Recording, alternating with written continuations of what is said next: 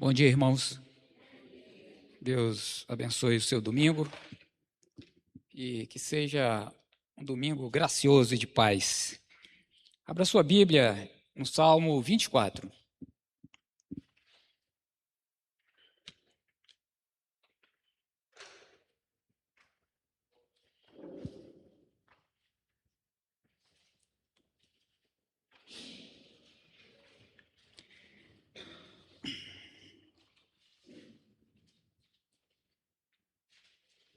Salmo 24 diz: Ao Senhor pertence a terra e tudo o que nela se contém, o mundo e os que nele habitam. Fundou-a ele sobre os mares e sobre as correntes a estabeleceu. Quem subirá ao monte do Senhor? Quem há de permanecer no seu santo lugar? O que é limpo de mãos e puro de coração, que não entrega sua alma à falsidade, nem jura dolosamente. Este obterá do Senhor a bênção e a justificação do Deus da sua salvação. Tal é a geração dos que o buscam, dos que buscam a face do Deus de Jacó. Levantai, ó portas, as vossas cabeças, levantai-vos, ó portais eternos, para que entre o Rei da Glória. Quem é o Rei da Glória? O Senhor, forte e poderoso, o Senhor, poderoso nas batalhas.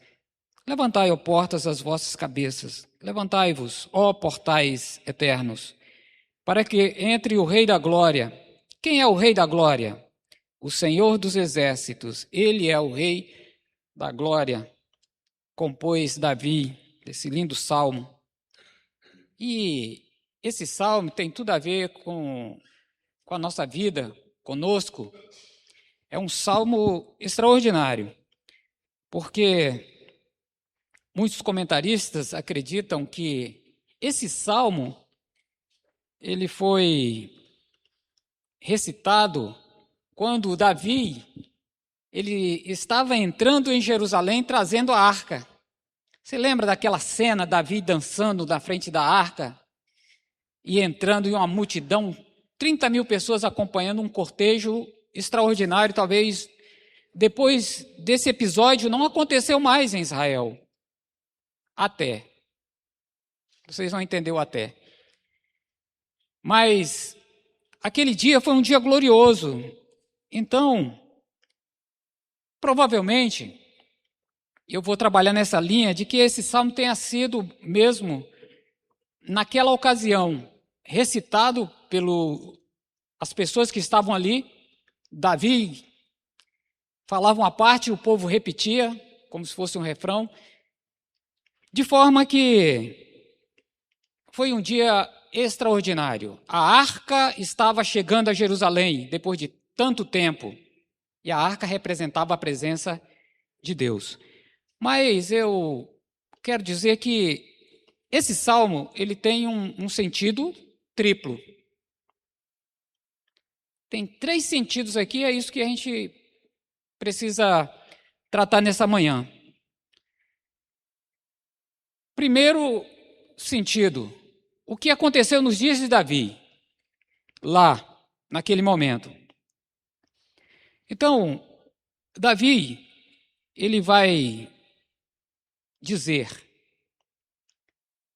ao Senhor pertence a terra e tudo que nela contém, o mundo e o que nele habita. Esse verso, ele fala uma coisa e depois ele repete a outra coisa com outras palavras embaixo. Mas ele está dizendo basicamente a mesma coisa, é o que chama de paralelismo judaico. É uma ênfase, para gravar mesmo. Do Senhor pertence a terra, tudo é dele. Mas não só na terra, nos céus, no espaço, para onde você olhar, tudo pertence a Deus, tudo é dele. Davi, ele tem essa consciência. Então, se a gente presta muita atenção, ele está exaltando a soberania de Deus. Ele está dizendo: Deus é soberano, não há outro semelhante a ele. Ele fez todas as coisas. E olha, tudo é maravilhoso. Não existe nada feio na face da terra, a não ser o diabo. Mas tudo que Deus fez é lindo. Ainda que você não ache. Se tiver algum inseto que você o ache feio, é a nossa visão, não é? Porque a gente não gosta dele. Talvez uma aranha, alguma coisa assim. Mas tudo é belo, tudo funciona, tudo é perfeito. O Deus soberano, ele tem poder sobre todas as coisas. E tudo ele fez. Davi, ele está afirmando isso. E isso é importante. Porque depois que ele faz essa afirmação e diz que Deus criou a terra sobre os mares, ele fala outra coisa interessante no verso 3. Na verdade, ele faz duas perguntas, e essas perguntas precisam ser respondidas. Quem subirá ao monte do Senhor? Quem permanecerá no seu santo lugar? Ele diz. Lembre-se, se você vê um cortejo, um grupo que está entrando em Jerusalém, então faz sentido ele estar dizendo, quem subirá ao monte? Porque para onde ele estava indo? Para Jerusalém. Dentro de Jerusalém, Davi fez uma tenda para colocar a arca, e a arca representava o quê? A presença de Deus. Sem a arca, era como se Deus não estivesse ali. Então, quem subirá ao monte? Nós. Aquele grupo, aquele cortejo. Quem permanecerá? Aí é outra pergunta. Quem vai permanecer? Que não é a mesma coisa. Você subir é uma coisa e permanecer é outra coisa. Mas ele está fazendo essas duas perguntas e logo em seguida ele dá a resposta. Então, a resposta está no verso 4, quando ele diz: o que é limpo de mãos e puro de coração, que não entrega a sua alma à falsidade nem jura dolosamente, não tem dolo. Primeira coisa que ele vai dizer é aquele que é limpo de mão, ou de mãos. Refere-se ao que é exterior. Ele está falando de coisas exteriores. Conduta, aquele que pratica a justiça. Isso é importante. No final você vai entender. O que é reto e justo de coração, aquela pessoa que é íntegra, reta, que não cultiva nem pratica maldade contra o seu semelhante. Ainda que tenha que sofrer o dano, ele sofre, mas não produz o dano no outro. E que teme e ama ao Senhor. O que é exterior, ele faz isso, porque é reflexo do que é interior. O que é interior é a segunda palavra que ele falou aqui, puro de coração. Não adianta, para Deus, alguém fazer alguma coisa diante dele, mas se isso não proceder do coração, não tem valor. É fachada, é coisa externa. Então, o Davi ele diz assim, olha, aquele que é puro de coração, isso se refere ao interior do homem, puro. E qual homem se refere Davi? Aquele que obteve de Deus a sua salvação. Então ele está falando do santo, do homem que teme a Deus. E porque ele é puro, seus pensamentos, suas intenções, seus desejos, suas vontades, ele é autêntico, não é dado à vaidade, ao egoísmo, à soberba, mas é um servo humilde, aquele que se submete a Deus. Ele é fiel, leal a Deus. Fiel porque é confiável e leal porque Deus pode contar com ele até o fim. É leal. A lealdade é uma característica extraordinária do servo. É aquele que não foge e nem deixa o outro na mão. Isso é lealdade. E a fidelidade é a confiabilidade. Então, quem subirá ao monte e quem permanecerá nesse monte, na presença de Deus? Lembre-se que a arca estava sendo levada para Jerusalém e ali Deus seria adorado. Ele vai dizer a condição. puro. Puro, lá, o coração. E se o coração é puro, obviamente que isso vai refletir para fora, o exterior. Limpo de mãos. Suas obras serão agradáveis a Deus. O Senhor Jesus falou em Mateus 5:8, no Sermão do Monte, dizendo: bem-aventurados os limpos de coração, porque eles verão a Deus. E aí tem sentido isso, porque é muito provável Jesus está se referindo ao Salmo 24. E esse ver a Deus é interessante porque o puro de coração ele tem intimidade com Deus. É aquele que vê Deus face a face. Ele vai estar na presença de Deus, porque ele é puro de coração e pratica justiça. Esses são os limpos de coração.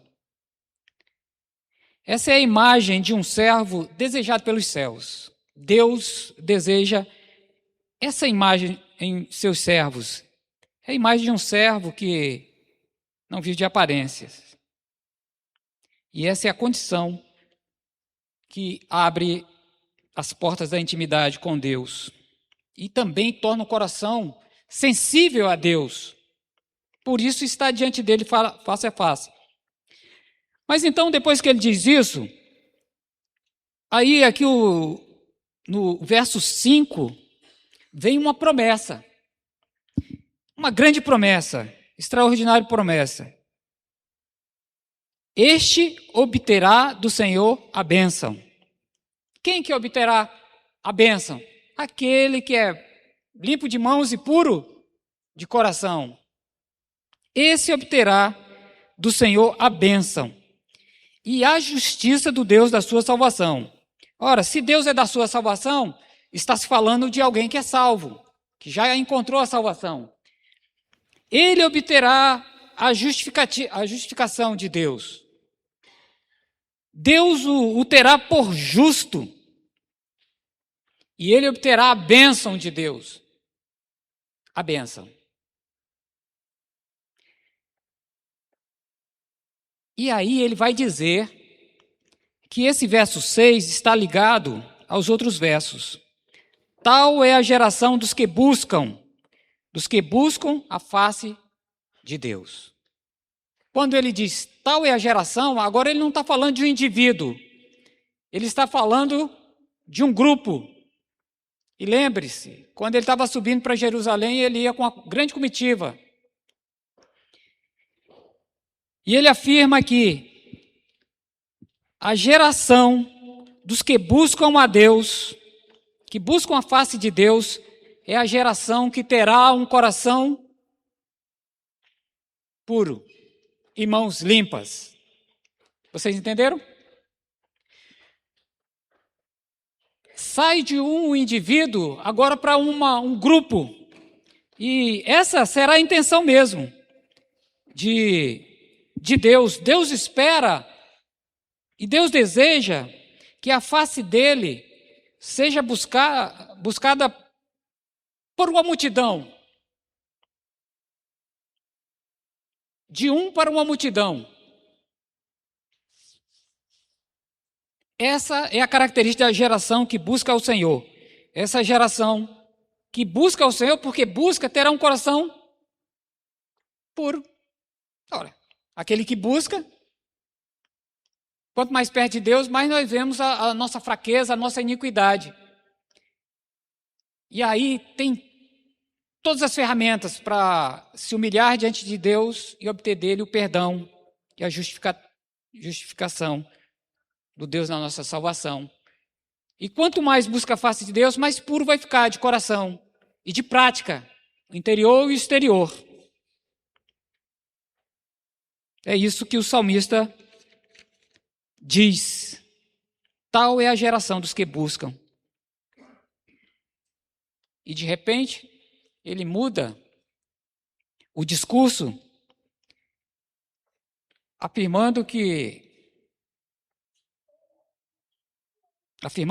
declarando como se ele estivesse diante de Jerusalém, entrando pelos portões, aquelas portas, e dissesse Levantai-vos, ó portas, as vossas cabeças, levantai-vos, ó portais eternos, para que entre o Rei da Glória. A arca vai entrando, a presença de Deus está ali. Toda a glória pertence a Ele, e Ele é o Rei de todas as coisas. Então, a gente vê essa declaração de Davi se cumprindo nos seus dias. Mas eu falei que tinha um sentido triplo. 1000 anos depois, essa citação, esse cântico, essa profecia se cumpre, porque ela tem tudo a ver com a entrada de Jesus em Jerusalém, a entrada triunfal. Quando Jesus está entrando em Jerusalém, com uma multidão, com palmas, com galhos, e aquela multidão fica dizendo: Hosana, Hosana ao rei. É um cenário bem parecido, porque quando Davi entrou, ele entrou com a arca, que representava a presença de Deus. E 1000 anos depois, o próprio Deus entra em Jerusalém pelos portais eternos. Deus estava ali. Então, essa profecia ela se cumpre em Cristo. A entrada triunfal. O mais importante não era o monte, nem o lugar santo, nem os portais, nem a multidão, mas era aquele que estava entrando. É aquele que muda todas as coisas e que dá sentido a todas as coisas. Mateus 21.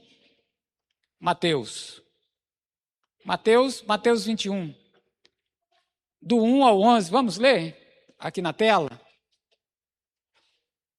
Mateus 21, de 1 a 11. Vamos ver se tem alguma semelhança. Vamos ler todos, bem forte. Quando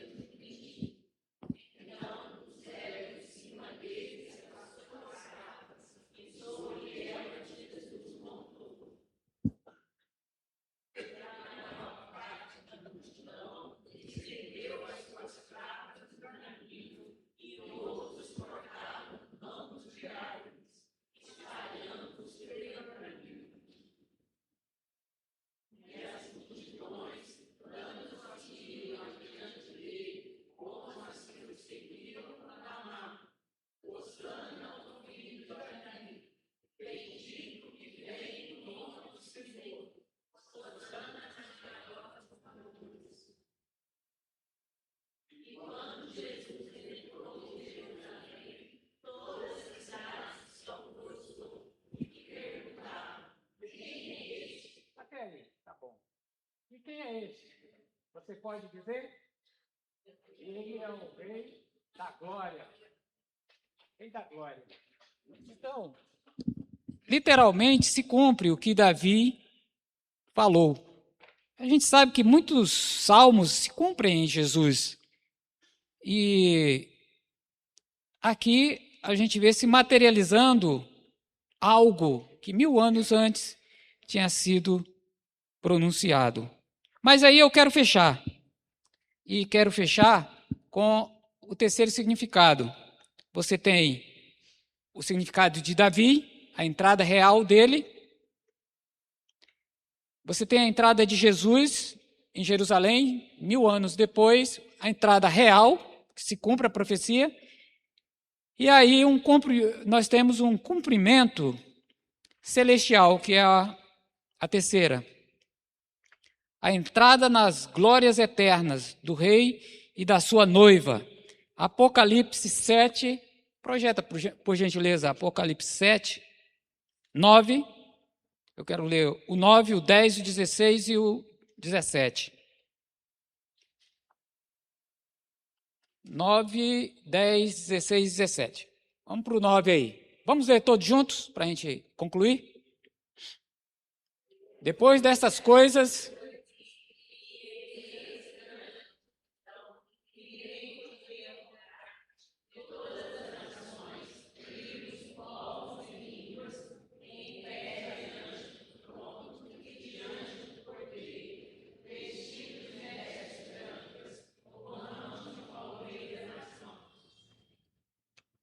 Dez.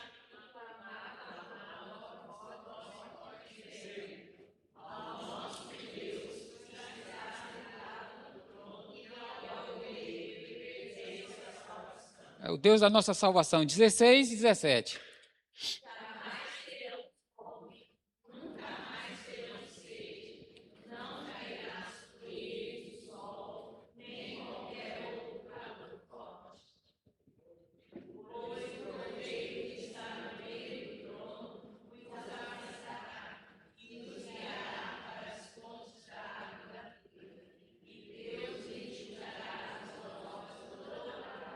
E essa é a entrada final, a melhor e a mais gloriosa. E é o Deus da nossa salvação que produz isso. Portanto, Davi estava celebrando uma vitória, a chegada da arca. Jesus, a vitória da cruz, a entrada para sua morte e ressurreição. Então a gente pode entender que a vitória do Cordeiro é a vitória da noiva. E onde ele estiver, ali estará sua noiva. E nós devemos fazer parte dessa geração. Essa geração que tem o coração puro e mãos limpas. Uma geração que faz a diferença no meio da sociedade. E a pergunta, ela continua ecoando aí ao longo desses 4 mil anos, 3 mil anos. Quem subirá? Quem entrará? E quem permanecerá? A questão toda não é só entrar, é permanecer. Que muitos dão para trás, muitos soltam ao arado, mas o mais importante é aquela geração que permanece com o Rei da Glória. Essa, de fato, ela receberá a bênção do Senhor, a bênção eterna. Essa bênção aí, de usufruir da presença dele eternamente, com a alegria indizível e que não pode ser tirada jamais do coração dessa geração. Então, que haja bom ânimo no seu coração e que você se esforce o máximo para ser e fazer parte dessa geração. É a geração de fiéis, de leais, de pessoas que colocam o interesse do reino acima dos seus, porque os nossos interesses são passageiros, temporais, mas os interesses do reino são eternos. Que Deus os abençoe.